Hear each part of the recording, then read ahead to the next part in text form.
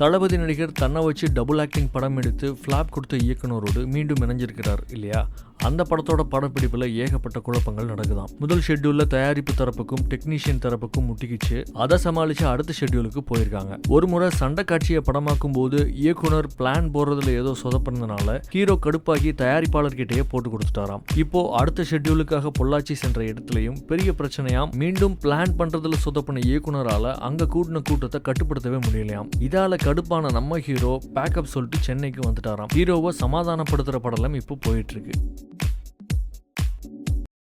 நான் இப்போ இங்கே வந்தது அண்ணனை பார்க்க தான். பாக்யராஜ் அண்ணா அவர் நம்ப மாட்டார். ஆனால் மக்கள் மனசில் இருக்கிற எண்ணங்களை திரைக்கதையாக வடித்து எல்லாரையும் மகிழ்ச்சிப்படுத்தி முதலீடு செய்தவர்களையும் வாழ வைத்தது அண்ணனுடைய காலம். வாழும்போது அவரை பற்றிலாம் தெரியாது. ஏன்னா இந்த விழாவில் அண்ணன் போன்றவர்கள் தான் பேசணும். ஒன்று மட்டும் சொல்ல முடியாதனால மகிழ்ச்சியாக இருக்கக்கூடிய ஒரே இடம் இதோட முடிஞ்சு போயிடுது. மாற்றங்களை செய்ய முடியும், ஒன்றுமே இல்லை, செய்ய முடியாது, எதுவுமே கிடையாது. அது மாற்ற வேண்டியவங்க மாற்றணும், களையப்படணும். அதுக்கான மேடை இல்லை இது. ஏன்னா நான் உண்மையை பேசினா தாங்க மாட்டாங்க, அது வேண்டாம்.